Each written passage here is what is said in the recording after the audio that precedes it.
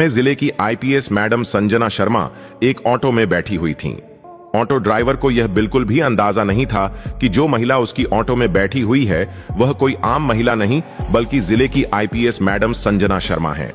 संजना शर्मा ने काले रंग की साड़ी पहनी हुई थी और उन्हें देखकर बिल्कुल एक आम सी महिला लग रही थी।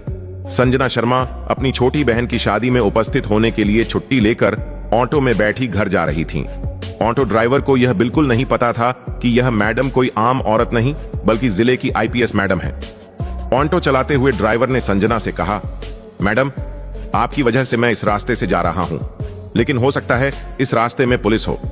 हमारे जिले का जो इंस्पेक्टर है वह ऑटो का चालान बिना वजह काटता है और पैसे लूटता है।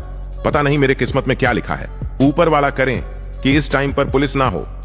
संजना शर्मा मन ही मन सोच रही थी कि ड्राइवर ये सब जो बोल रहा है, क्या सच में यहाँ के थाने का इंस्पेक्टर ऐसा करता है? उनके मन में यही सारी बातें चल रही थीं। जैसे ही ऑटो थोड़ी दूर आगे बढ़ी, उन्होंने देखा कि इंस्पेक्टर बलराम सिपाहियों के साथ खड़ा होकर चेकिंग कर रहा है। जैसे ही ऑटो उनके सामने आया, इंस्पेक्टर ने लाठी का इशारा करके ऑटो को रोक दिया। ड्राइवर ने जैसे ही ऑटो रोका, इंस्पेक्टर गुस्से में बोला, नीचे उतरो, अपने बाप की सड़क है क्या? इतनी स्पीड में ऑटो चला रहे हो, डर नहीं लगता तुम्हें? अब जल्दी से 5,000 का चालान भरो। इतना कहकर इंस्पेक्टर चेकबुक निकालने लगा। ऑटो वाले ने डरते हुए जवाब दिया, सर, मैंने कोई नियम नहीं तोड़ी।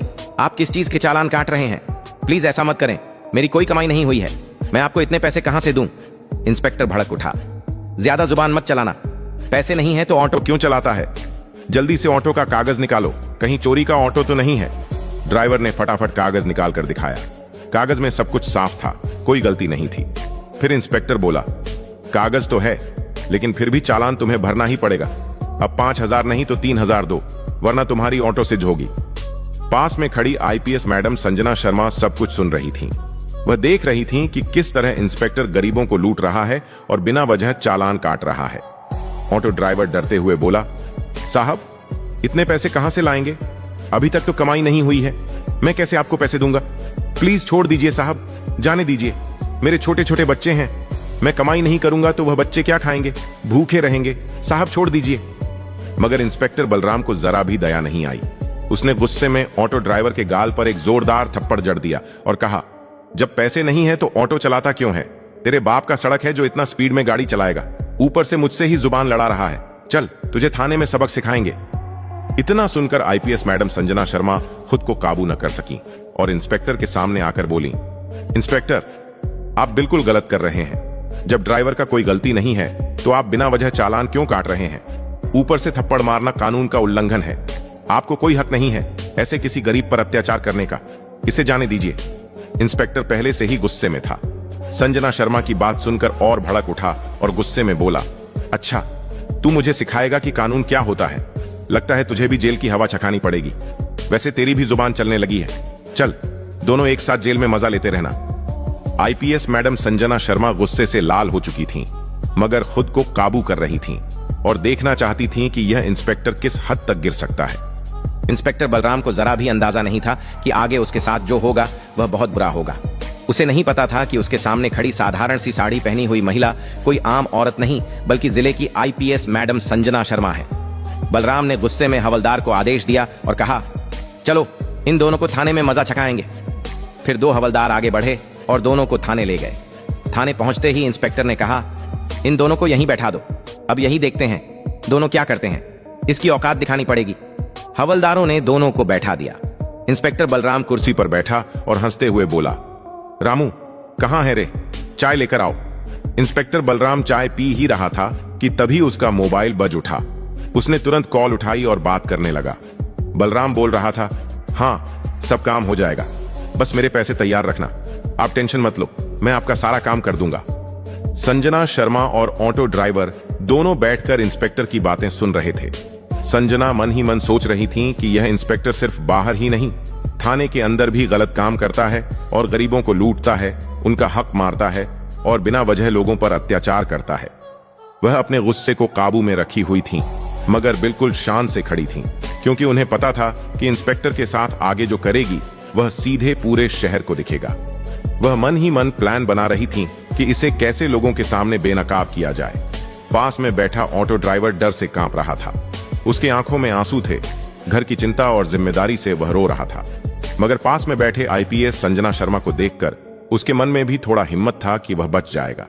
तभी संजना शर्मा ने ऑटो ड्राइवर की तरफ देखते हुए कहा, आप टेंशन मत लीजिए, ये इंस्पेक्टर कुछ नहीं कर पाएगा। मैं आपके साथ हूं और इसे दिखाऊंगी कि कानून की ताकत क्या होती है। यह कानून का गलत इस्तेमाल कर रहा है। आप चिंता मत कीजिए, आपकी कोई गलती नहीं है। आप निश्चिंत रहिए, बिना वजह टेंशन मत लीजिए, आप सुरक्षित हैं। और मैं कोई आम महिला नहीं हूं, मैं आईपीएस अफसर संजना शर्मा हूं।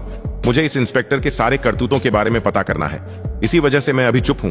देखती हूं कि यह इंस्पेक्टर किस हद तक गिर सकता है, फिर जाकर इसकी औकात दिखाऊंगी। यह सुनकर ऑटो ड्राइवर को थोड़ा शांति मिली। वह एक आराम की सांस ली और बोला, क्या आप सच में आईपीएस मैडम हैं? तो आप, जब मेरे साथ इतना जुल्म हो रहा था, आपने कुछ क्यों नहीं कहा? मुझे बचाया क्यों नहीं? आप कहीं झूठ तो नहीं बोल रही हैं, या फिर इन लोगों से मिले हुए तो नहीं हैं? ऑटो ड्राइवर थोड़ा घबरा गया, लेकिन संजना शर्मा ने उसे विश्वास दिलाया, नहीं, मैं इन लोगों से नहीं मिली हूं। मैं सच में इंस्पेक्टर को बेनकाब करने के लिए खामोश हूं। बस यह देख रही हूं कि यह इंस्पेक्टर कहां तक गिर सकता है। इसी वजह से मैं चुप हूं, वरना अगर मैं चाहूं तो अभी इस इंस्पेक्टर को सस्पेंड कर सकती हूं। आप बस थोड़ा इंतजार कीजिए, फिर देखिए आगे क्या होता है। कुछ देर बाद इंस्पेक्टर एक रूम में चला गया। रूम में जाकर उसने एक हवलदार को बुलाया और बोला, जाकर ऑटो ड्राइवर को बुलाकर लाओ। हवलदार तुरंत बाहर आया और ड्राइवर से बोला, सर ने आपको अंदर बुलाया है। यह सुनकर ड्राइवर घबरा गया, मगर संजना शर्मा ने उसे विश्वास दिलाया, तुम टेंशन मत लो, जो भी होगा देखा जाएगा। उनकी बात सुनकर ड्राइवर को थोड़ी हिम्मत मिली और वह इंस्पेक्टर के पास गया।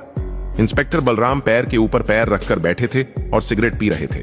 उन्होंने ड्राइवर को देखकर हंसते हुए कहा, देख, अगर ऑटो को बचाना है तो तुझे 5,000 देने ही होंगे, वरना तेरी ऑटो सीज हो जाएगी। ऊपर से तू मेरा दुश्मन भी बन जाएगा, और तुझे पता नहीं है कि पूरे जिले में मेरा ही राज चलता है। मैं जो चाहूं वह कर सकता हूं, इसलिए मुझसे टक्कर मत लेना। जो बोल रहा हूं वही करो। जल्दी से 5,000 रुपये चालान भरो। ड्राइवर का दिल धड़क उठा। वह रोते हुए बोला, सर ऐसा मत कीजिए, मेरा हाल देखिए साहब, मैं कैसे आपको 5,000 दे सकता हूं? प्लीज मुझे छोड़ दीजिए।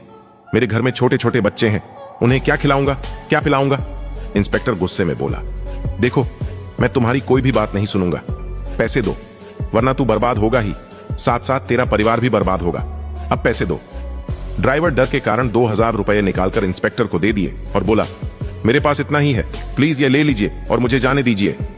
इंस्पेक्टर पैसे लेते हुए बोला, ठीक है, जा बाहर जाकर बैठो। फिर उन्होंने एक हवलदार को बुलाया और कहा, उस औरत को यहां बुला कर लाओ। हवलदार बाहर आया और संजना शर्मा से बोला, मैडम आपको सर बुला रहे हैं। संजना शर्मा बिना हिचकिचाए अंदर गई। इंस्पेक्टर हंसते हुए बोला, नाम क्या है? संजना शर्मा ने आवाज में ठंडे आत्मविश्वास के साथ कहा, नाम से आपको क्या मतलब? नाम कुछ भी हो, आप बताइए, आप कहना क्या चाहते हैं? इंस्पेक्टर हैरान रह गया। उसे विश्वास नहीं हो रहा था कि यह औरत इतनी कॉन्फिडेंस के साथ बात कर रही है। फिर इंस्पेक्टर बोला, देखो, ज्यादा अकड़ मत दिखाओ, हमारे पास हर चीज का दवा है। अभी 2 डंडे पर जाएंगे, फिर सब अकड़ निकल जाएगा। अच्छा है, पूछ रहा हूं तो बता दो, वरना इतनी मार पड़ेगी कि चलने लायक नहीं बचेगी। चलो, वह सब छोड़ो, जल्दी से 2,000 निकालो, वरना जेल समझी। मगर संजना शर्मा बिना डरते हुए जवाब दी, मैं आपको 1 भी रुपया नहीं दूंगी, मैंने कोई गलती नहीं की है। आप मुझसे किस चीज के पैसे मांग रहे हैं? बिना वजह मेरे से पैसे क्यों मांग रहे हैं? आप कानून का पालन कर रहे हैं या कानून तोड़ रहे हैं? आप जो यह वर्दी पहने हुए हैं, इसका क्या मतलब है? यही सब करने के लिए आप वर्दी पहने हैं? यह सुनकर इंस्पेक्टर भड़क उठा। उसने गुस्से में हवलदार को बुलाया और कहा, इस औरत को जेल में बंद कर दो। हवलदार ने तुरंत आईपीएस मैडम संजना शर्मा को लॉकअप में डाल दिया। किसी को भी पता नहीं था कि आज जिसके साथ यह सब हो रहा है, उसके लिए यह बहुत भारी पड़ सकता है। एक आईपीएस मैडम के साथ यह सब हो रहा था, यह कोई मामूली बात नहीं थी। संजना शर्मा बिना कुछ बोले चुप थीं। हवलदार ने उन्हें लॉकअप में बंद कर दिया। कुछ देर बाद थाने के बाहर एक गाड़ी आकर रुकी। गाड़ी से इंस्पेक्टर वंशिक राणा निकले। वह गुस्से में थाने के अंदर प्रवेश किया और एक हवलदार से बोले, हमने सुना है कि आप लोगों ने यहां किसी औरत को लॉकअप में डाला है। हवलदार हकलाते हुए बोला, हाँ, लेकिन क्या हुआ है सर? तभी इंस्पेक्टर रूम से बाहर आया और बोला, कौन है? इंस्पेक्टर को देखते ही बलराम ने पूछा, सर क्या बात है, आप यहां क्यों आए हैं? कोई काम है क्या? इंस्पेक्टर वंशिक राणा ने कहा, हाँ, सुना है आपने किसी औरत को लॉकअप में बंद किया है, बस उसे देखना है। फिर इंस्पेक्टर बलराम बोले, चलिए दिखाते हैं। यह कहकर इंस्पेक्टर बलराम ने वंशिक राणा को लॉकअप के पास लेकर गया। लॉकअप में बंद महिला को देखकर इंस्पेक्टर वंशिक राणा गुस्से से चिल्ला उठा, आपने यह क्या किया है? यह हमारे जिले की आईपीएस मैडम है, आपने इसे लॉकअप में क्यों डाला है? आपको पता भी है आपने क्या किया है? यह सुनकर इंस्पेक्टर बलराम के पैरों तले जमीन खिसक गई। वह हकलाते हुए बोला, क्या यह आईपीएस मैडम है? मुझे बिल्कुल भी अंदाजा नहीं था कि यह आईपीएस मैडम है। उन्होंने तुरंत हवलदार को इशारा किया। हवलदार आया और लॉकअप खोल दिया। लॉकअप से बाहर निकलकर आईपीएस मैडम संजना शर्मा ने सारी बात इंस्पेक्टर वंशिक राणा को बताई। फिर वंशिक राणा ने तुरंत जिले के डीएम को कॉल किया और कहा, आईपीएस मैडम संजना शर्मा ने आपको थाने बुलाया है, कृपया जल्दी थाने आइए, मामला गंभीर है। कुछ ही देर में डीएम अरिजीत सिंह थाने पहुंचे। उन्होंने मामला देखकर इंस्पेक्टर से कहा, आपने जो किया है वह कानून का उल्लंघन है। आप लोगों ने गरीबों को लूटा है, उनके साथ अत्याचार किया है, यह कानूनन अपराध है और अब आपका बचना नामुमकिन है। संजना शर्मा ने कहा, इस इंस्पेक्टर ने न जाने कितनों को लूटा है, कितनों का जीवन छीना है, कितनों की खुशियां छीनी है, गरीबों पर अत्याचार किया, उनके पेट पर लात मारी। मैंने उसकी हर एक चाल और हरकत को देखकर चुप रही ताकि इसे बेनकाब कर सकूं। यह इंस्पेक्टर वर्दी पहनने के योग्य नहीं है। इस इंस्पेक्टर को हम पूरे शहर के सामने बेनकाब करेंगे और दिखाएंगे कि कितनी बड़ी गलती की गई है, ताकि आगे कोई भी ऐसी गलती ना करे। डीएम सर, कल सुबह आप प्रेस मीटिंग बुलाएं, कल ही इसका फैसला होगा। मेरे साथ जो भी हुआ है मैं खुद उसकी गवाही दूंगी और साथ में ऑटो ड्राइवर भी है। डीएम ने आईपीएस मैडम की बात सुनी और कहा, ठीक है, कल सुबह प्रेस मीटिंग होगी। इंस्पेक्टर बलराम आपको वहां उपस्थित रहना पड़ेगा। साथ में ऑटो ड्राइवर को भी बुलाया जाएगा ताकि गवाही देने के लिए वह भी मौजूद रहे। यह खबर पूरे शहर में फैल गई। लोग एक दूसरे से बात करने लगे कि इंस्पेक्टर ऐसी हरकतें कर रहा था, लेकिन अब आईपीएस मैडम संजना शर्मा की नजरों में आ चुका है। अब इंस्पेक्टर का बचना नामुमकिन है। सब लोग खुश थे कि बस फैसला हो और इंस्पेक्टर को सजा दिलाई जाए। सुबह हुई और प्रेस मीटिंग शुरू हुई। हॉल के बाहर मीडिया की भीड़ और गाड़ियों की कतार लगी हुई थी। जनता जोर जोर से भ्रष्टाचार को खत्म करो के नारे लगा रही थी। हॉल के अंदर बीच में डीएम अरिजीत सिंह बैठे हुए थे।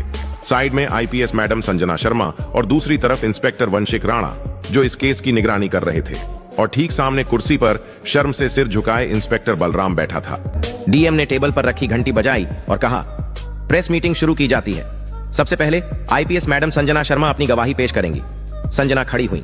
उनकी आवाज शांत लेकिन बेहद दृढ़ थी। सबकी निगाहें उन्हीं पर टिक गईं।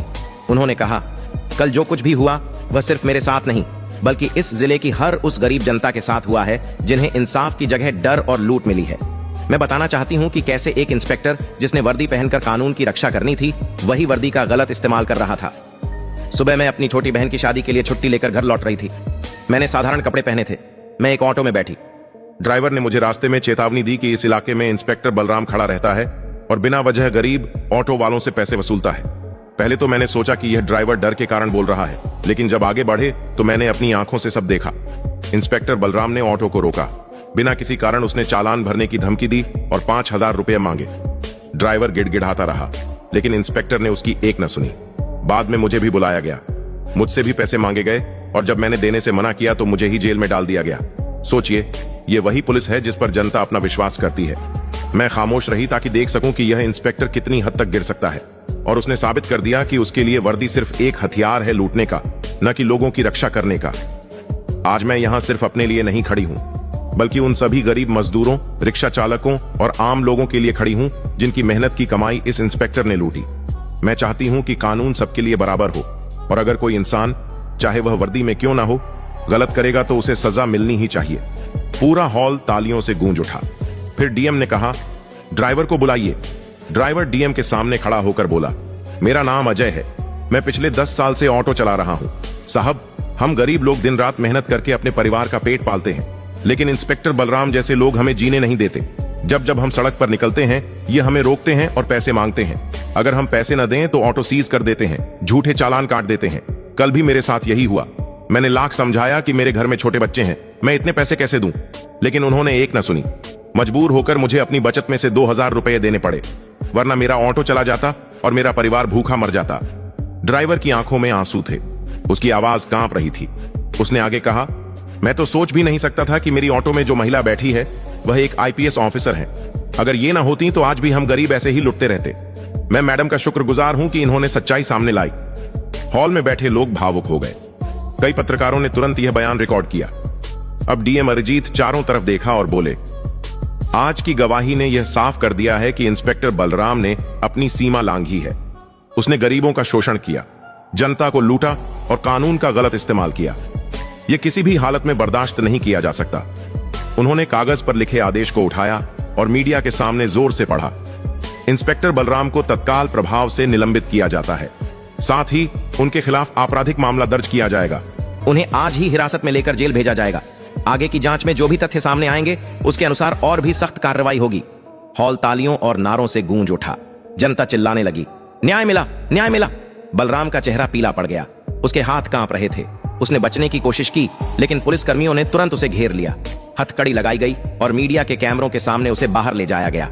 भीड़ चिल्ला रही थी, भ्रष्टाचार का अंत हो, संजना मैडम जिंदाबाद। संजना शर्मा ने भीड़ की ओर देखा और कहा, आज का फैसला सिर्फ बलराम की हार नहीं है, बल्कि यह इस बात का सबूत है कि अगर हम सब मिलकर अन्याय के खिलाफ खड़े हों तो कोई भी भ्रष्टाचार हम पर हावी नहीं हो सकता। वर्दी का मतलब है सेवा और सुरक्षा, न कि डर और लूट।